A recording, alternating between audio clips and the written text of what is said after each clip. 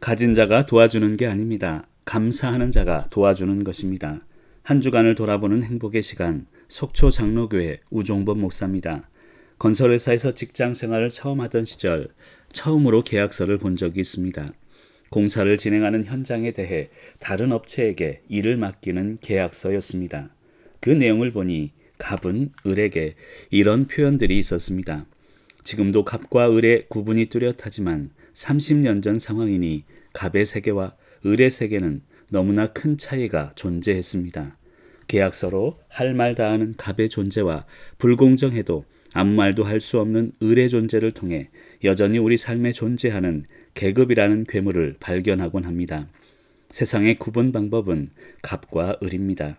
가진 자와 없는 자, 부자와 빈곤한 자로 구분을 합니다. 하지만 하나님은 세상을 그렇게 구분하지 않습니다.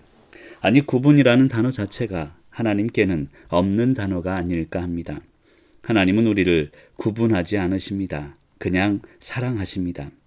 요한복음 3장 16절에 보면 하나님이 세상을 이처럼 사랑하사라고 표현되었지 이처럼 구분하사라고 표현되지 않습니다. 하나님께서 이처럼 사랑하는 세상을 우리는 구분하며 살아갑니다. 하나님의 사랑받는 존재를 구분하는 존재로 전락시키고 마는 것입니다. 물론 살다 보면 어쩔 수 없이 눈에 보이는 구분은 존재합니다. 잘 사는 사람이 있고 못 사는 사람도 있으며 풍족한 사람이 있고 빈곤한 사람도 분명 존재합니다.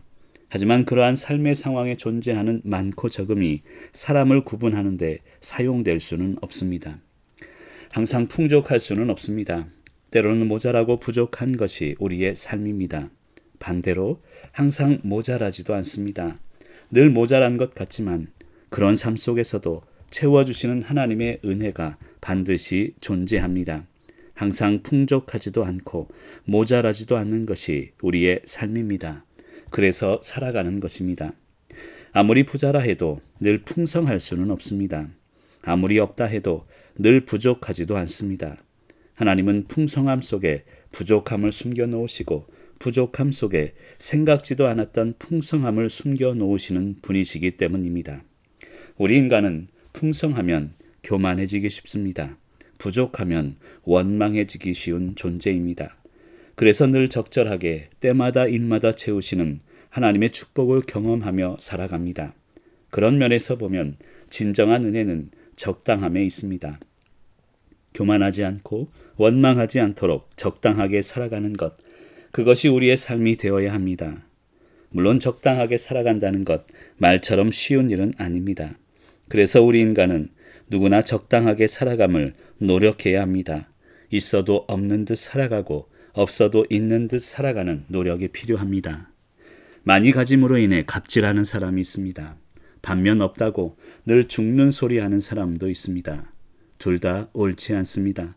내가 많이 가졌다 해서 드러내지 않는 것, 내가 없다 해서 그것 또한 부끄러워하지 않는 것, 그것이 삶을 살아가는 지혜입니다. 예전에 폐지를 주우며 힘들게 살아가시는 한 성도님의 고백을 들은 적이 있습니다. 목사님, 부자들은 특징이 있어요. 도와줄 것 같이 말하다가 안 도와줍니다. 가난한 자들도 특징이 있습니다. 안 도와줄 것 같이 말하다가 결국에는 도와줍니다. 성도님의 아픔이 담겨져 있는 이 고백을 들으며 마음이 많이 아려왔습니다. 그런 생각이 들었네요. 가진 자가 도와주는 게 아니라 감사하는 자가 도와주는 것이구나. 가진 자가 되지 말고 감사하는 자가 되십시오. 그래야 풍성하게 살아갈 수 있습니다.